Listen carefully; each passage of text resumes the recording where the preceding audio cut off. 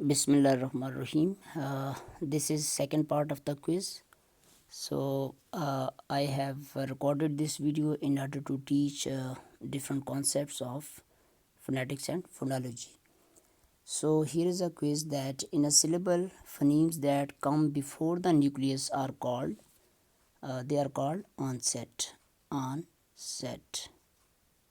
So the phonemes which come after the nucleus, they are called coda, and phonemes which usually when I say phonemes, it means consonants. So there are three consonants which come before the nucleus.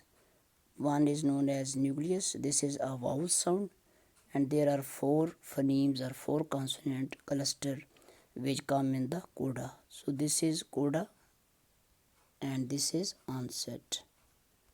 So phonemes that come before the nucleus are called onset. Okay, phonemes which follow the nucleus in a syllable structure are called coda. I just mentioned coda. Okay, a word can have one syllable or more than one syllable. Yes, it is true. Here, let's say a simple word is let's say here is the word can. Okay, can, can, can. This is a word and it has got one syllable. So here is one enlist. So it is a word but it has got two syllable. Enlist, enlist, like this. So it's true. In every language of the world there are types of words. There are 8 types of words. These are known as parts of speech or word classes.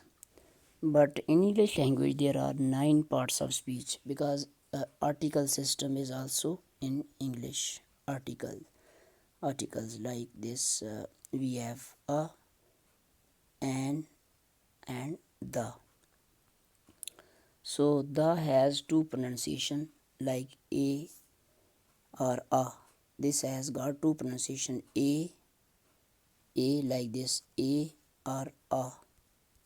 So this is weak form and this is strong form. Same is the case with the. Okay, let me transcribe it. Like we pronounce it like this, the, and we pronounce it like the.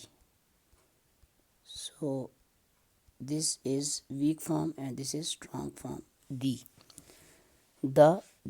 Okay. Here's another question that enlist parts of speech called open class. So words are divided into two classes, open and close. Closed mean that no more words are added into the language, and open means more words can come into the language, like nouns. We have adjectives, we have adverbs, and we have main verbs or lexical verbs. So every language keep borrowing new words. Now I think this word gulubat, it is an Urdu word. Now it has been borrowed by English. So this way nouns, adjectives, adverbs and main verbs they are called open class words. And closed class words, in contrast to open class, we also have closed class words, like we have pronouns, we have preposition. They are close. We can count them, we can enlist them. All the prepositions, they are closed class items. And then we have conjunctions, old grammar conjunctions. We have interjections,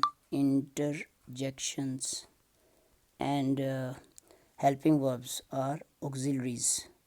Helping verbs, they are also closed class items. Articles in English, they are also closed class words. So let me okay, so there are two types of words in English, open class and closed class. Okay, Articles, prepositions, pronouns, interjections, conjunctions, and auxiliaries are called class words. These are closed class words. Okay. In writing, we can break words into smaller units. These units are called morphemes. These units are called morphemes. Morphemes. So there are two terms. One is known as phoneme, Phoneme. Phoneme. Phoneme is the smallest unit of sound. Smallest unit of sound. And morpheme is smallest unit of grammar. GRAMMAR. Grammar. Grammar has two branches. One is morphology and another is syntax. Syntax means sentences, clauses and sentences. Morphemes mean morphology, parts of words. So let's say here is a word called. Let me say here is a word called, but this word can be broken down into two parts, call and ed. So there are two morphemes. In writing we have morphemes, okay, and in speaking we have syllables. So when we break words in writing, we have got morphemes. There are two morphemes, and further the morpheme, as you can see here, has letters. These are symbols, letters. These are symbols, letters. So morpheme in writing, the minimal unit is letter. Okay. So letters give us morphemes. Morphemes give us written words. Okay, in spoken language we have phonemes, sounds. Then we have syllables, and syllables give us spoken words. In writing we have after words we have sentences. And in speaking we have utterances. I can't write with my index finger, otherwise I would have given a detail of this hierarchical structure. Okay, so let me read the quiz item again. In writing we can break words into smaller units, and these units are called morphemes. PHEME, morphemes. And study of morphemes is known as morphology, and morphology is sub branch of grammar. Okay, minimal minimal meaningful unit of grammar is called morpheme. Let me explain. There are a language consists of sounds. Let me try to write it. Sounds, then we have grammar, and then we have meaning. So now grammar further consists of morphemes, words and sentences. So when we say a meaningful unit of grammar is called words, so okay, it's fine. Yes, meaningful unit of grammar is called word, but words can further be broken down into morphemes. So it means the meaningful unit is known as morpheme. There are two types of morphemes, bound morphemes and free morphemes. And bound morphemes are further divided into inflectional morpheme and derivational morphemes. Okay, the word unbelievable has morphemes. Okay, how many morphemes? Okay, let's try to break it. Unbelieve, BELIEVE, believe, able, ABLE, able. So there are three parts. Each part is known as a morpheme. So this is free morpheme. It's a lexical item. It is a open class word. Now this is bound morpheme. Again this is bound morpheme. Okay. So this is prefix, this is suffix. Okay, let's go on. If a word has more than one morpheme, okay, one of the morphemes acts as a stem. One of the morpheme acts as a stem. Let's we have this word undressed, DRESSED.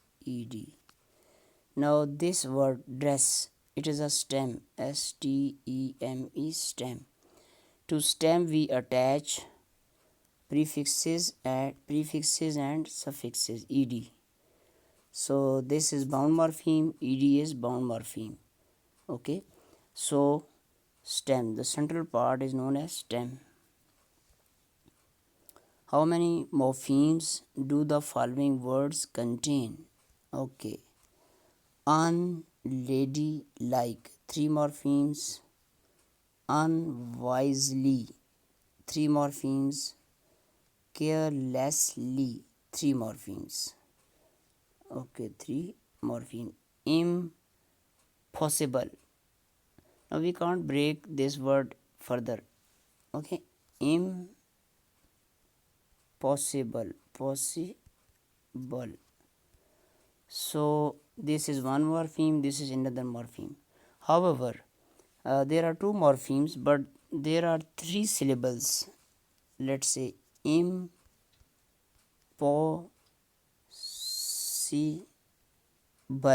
4 syllables. So syllable is different thing. Syllable means a syllable relates to a pronunciation. Impossible. So we have 4 chest pulses when we try to pronounce this word. So when we talk about syllables, there are 4 syllables. But when we talk about morphemes, there are only 2 morphemes. Impossible, possible. Okay. Now teachers, morphemes. There are teach, this is one word. Teacher, someone who teaches. Then s, this is plural marker. This gives us the nominal group, a noun, and this is a verb.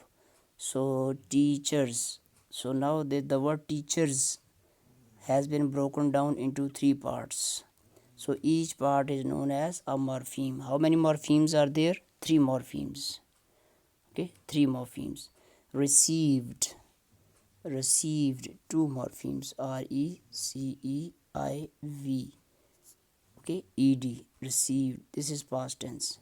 There are 2 morphemes.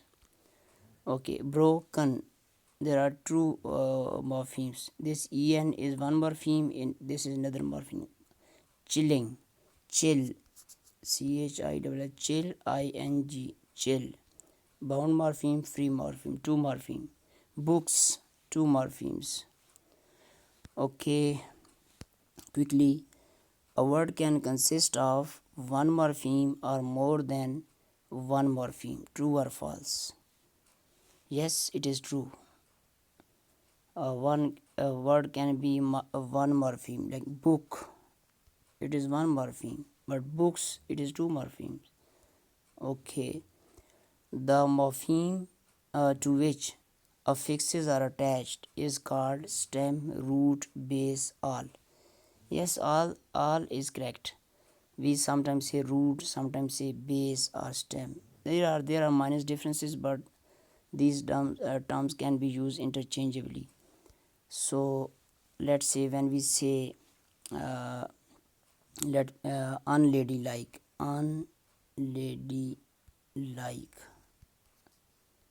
so this is known as root, base, stem, and this is suffix, this is prefix. Both together are known as affixes, as is the word here, affixes. Affixes mean prefixes and suffixes. Okay, the affixes are of 2 types. Yes, prefix, and then suffix, SUFFIX, suffix.